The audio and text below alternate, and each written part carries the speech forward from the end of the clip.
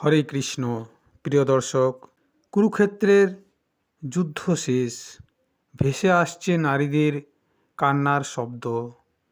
হস্তিনাপুরের ধ্বংসস্তূপের মাঝে দাঁড়িয়ে আছে পাণ্ডবগণ। তাদের জয় হয়েছে, কিন্তু তাদের আনন্দ নেই। রাত্রিবেলায় ঘটে যায় এমন এক মর্মান্তিক বেদনাদায়ক ঘটনা, যা শুধু হস্তিনাপুরের রাজপরিবার নয়, সমগ্র জাতির জন্য গভীর শিক্ষার বিষয়। কেন একজন ব্রাহ্মণ পুত্র নিষ্পাপ শিশুদেরকে হত্যা করল, যারা ভালো করে এই জগতের আলোকে দেখতে পেল না, যারা মা বাপ আত্মীয় স্বজনদেরকে চিনতে পেল না। একজন সন্তানহারা মা সন্তান হারানোর বেদনায় নিজের বুক পেটাচ্ছিল, তবুও সেই মাতা তার সন্তানের হত্যাকারীকে কেন ক্ষমা করে দিলেন? ভগবান শ্রীকৃষ্ণ কেন নীরবে দাঁড়িয়ে থেকে তাদের সেই ধর্ম সংকট তৈরি করলেন? এই সমস্ত কিছু জানার জন্য আমরা যাব শ্রীমদ্ ভাগবত মহাপুরাণের প্রথম স্কন্ধের 7ম অধ্যায়ে। ভিডিওটি সম্পূর্ণ দেখুন, কেননা শেষে রয়েছে অনেক শিক্ষণীয় বিষয়। আর আপনি যদি আমার চ্যানেলে নতুন হয়ে থাকেন, তাহলে অবশ্যই চ্যানেলটি সাবস্ক্রাইব করে সঙ্গে থাকুন এবং ভিডিওটি লাইক করতে ভুলবেন না।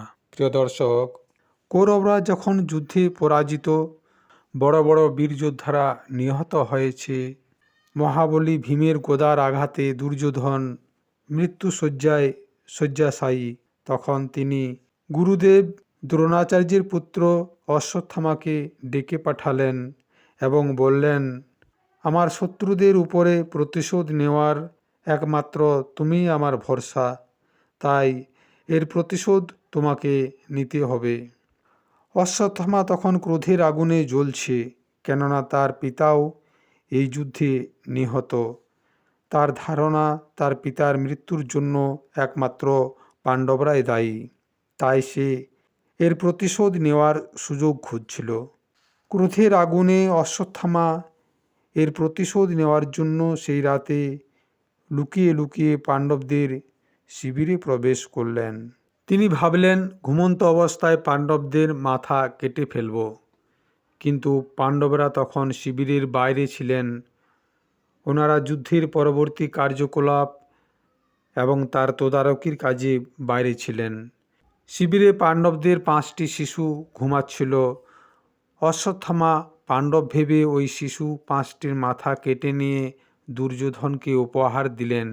তিনি ভাবলেন দুর্যোধন এতে খুশি হবে, কিন্তু দুর্যোধন যখন দেখলেন যে এগুলি তাদের শিশুদের মাথা, তখন তিনি অসন্তুষ্ট হয়ে অশ্বত্থামাকে তিরস্কার করলেন। এদিকে যখন দ্রৌপদী জানতে পারলেন যে অশ্বত্থামা তার শিশুদের মাথা কেটে নিয়ে গেছে, তখন দ্রৌপদী পাগলের মতো কান্নাকাটি করতে লাগলেন। তারপর পাণ্ডবগণ যখন এসে বিষয়টি জানতে পারলেন, অর্জুন দ্রৌপদীকে সান্ত্বনা দিয়ে বললেন, আমি সেই আততায়ীর মাথা কেটে এনে তোমার পায়ের নিচে ফেলে দেব, আর তুমি তার উপরে পা রেখে স্নান করবে, তখন আমি তোমার চোখের জল মুছব। এই বলে অর্জুন রথের উপরে চড়লেন এবং ভগবান শ্রীকৃষ্ণকে রথের সারথি বানালেন। অশ্বত্থামাকে ধরার জন্য ওনারা চারিদিকে খুঁজতে খুঁজতে যখন তাকে পেলেন, তখন অশ্বত্থামা নিজের প্রাণ সংকট দেখে অর্জুনের উপরে ব্রহ্মাস্ত্র প্রয়োগ করলেন। অশ্বত্থামার ব্রহ্মাস্ত্র প্রয়োগের বিদ্যা জানা ছিল, কিন্তু সেটাকে ঘোরানোর বিদ্যা তার জানা ছিল না। অর্জুন এটা জানে যে ব্রহ্মাস্ত্র কখনো ব্যর্থ হয় না। তখন অর্জুনও আচমন করে ব্রহ্মাস্ত্র প্রয়োগ করলেন। এই 2 ব্রহ্মাস্ত্র মিলে সেখানে ভীষণ অগ্নিবর্ষণ হতে লাগলো এবং চারিদিকে সে অগ্নি বিস্তার হতে লাগলো। সে আগুনের সংস্পর্শে অনেক নিরপরাধ মানুষদের প্রাণ যেতে লাগলো। অর্জুন তখন কোনো উপায় না দেখে ভগবান শ্রীকৃষ্ণের শরণাপন্ন হলেন। তিনি হাত জোড় করে ভগবানের কাছে প্রার্থনা করলেন, হে সচ্চিদানন্দ স্বরূপ পরমাত্মা, তোমার শক্তি অনন্ত। তোমার ভক্তদেরকে তুমি অভয় প্রদান করো। যারা সংসারের আগুনে জ্বলছে, একমাত্র তুমি তাদেরকে উদ্ধার করো। তুমি প্রকৃতির উপরের আদি পুরুষ, সাক্ষাৎ পরমেশ্বর। তোমার এই অবতার পৃথিবীর ভারকে হরণ করার জন্য এবং তোমার অনন্য প্রেমী ভক্তদের কল্যাণ করার জন্য। তখন ভগবান শ্রীকৃষ্ণ মৃদু হাসলেন আর ওই দুটি ব্রহ্মাস্ত্রকে ফেরানোর জন্য অর্জুনকে আদেশ করলেন। তখন অর্জুন সেগুলিকে ফেরত করলেন এবং সঙ্গে সঙ্গে অশ্বত্থামাকে ধরে ফেললেন। ভগবান শ্রীকৃষ্ণ নিজ মায়ার দ্বারা সকলকে পরীক্ষা করেন। এখানেও তিনি তাই করলেন। তিনি সবার হৃদয়ে বিরাজমান রয়েছেন, তাই তিনি মায়ার দ্বারা পাণ্ডবদের শিশুপুত্রদের রচনা করলেন, আবার অশ্বত্থামার অহংকারকে চূর্ণ করার জন্য সেই শিশুদেরকে হত্যা করালেন এবং দ্রৌপদী ও পাণ্ডবদেরকে পরীক্ষা করার জন্য ধর্ম সংকট তৈরি করলেন। প্রথমে তিনি অর্জুনকে ধর্ম সংকটে ফেলে পরীক্ষা করলেন।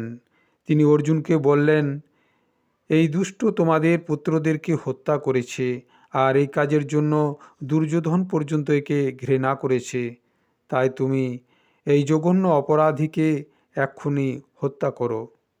ভগবান শ্রীকৃষ্ণের এই ধর্ম পরীক্ষায় অর্জুন জিতে গেলেন, কারণ অর্জুনের হৃদয় ছিল মহান। তিনি গুরুপুত্রকে হত্যা করলেন না। তিনি অশ্বত্থামাকে বেঁধে সেই শিবিরে নিয়ে গেলেন যেখানে দ্রৌপদী পুত্রশোকে কান্না করছিল। তারপর তিনি দ্রৌপদীকে পরীক্ষা করলেন। যখন অর্জুন অশ্বত্থামাকে ধরে পশুর মতো বেঁধে দ্রৌপদীর কাছে নিয়ে গেলেন, তখন দ্রৌপদী অর্জুনকে বললেন, ওকে ছেড়ে দিন। উনি আমাদের গুরুপুত্র এবং ব্রাহ্মণ। ওকে হত্যা করলে আমরা আরও 3টি পাপের মধ্যে পড়ে যাব। প্রথমত, ব্রাহ্মণ হত্যা মহাপাপ। দ্বিতীয়ত, গুরুপুত্র হত্যা মহাপাপ।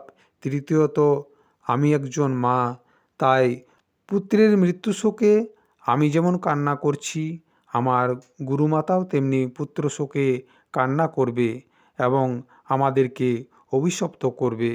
দ্রৌপদীর মুখে এই কথা শোনা মাত্রই ভগবান শ্রীকৃষ্ণ মৃদু হাসলেন ঠিকই, কিন্তু তিনি গভীরভাবে দীর্ঘ নিঃশ্বাস ফেলে দ্রৌপদীর দিকে একটু চেয়ে থাকলেন। এরপর ভগবান শ্রীকৃষ্ণ অশ্বত্থামার অহংকার নষ্ট করার জন্য অর্জুনকে আদেশ দিলেন, তলোয়ার দিয়ে অশ্বত্থামার মাথার মণি চুল সমেত কেটে ফেলে দাও, কেননা তুমি দ্রৌপদীকে কথা দিয়েছিলে ওর প্রতিশোধ নেবে। তখন অর্জুন তলোয়ার দিয়ে অশ্বত্থামার মাথার চুল সহিত মণি কেটে ফেলল। এতে অশ্বত্থামা অপমানিত হল। এরপর দ্রৌপদী সহিত পাণ্ডবগণ যুদ্ধক্ষেত্রে মৃত ভাই বন্ধু আদিদের দাহ সংস্কার এবং অন্ত্যেষ্টিক্রিয়া করলেন।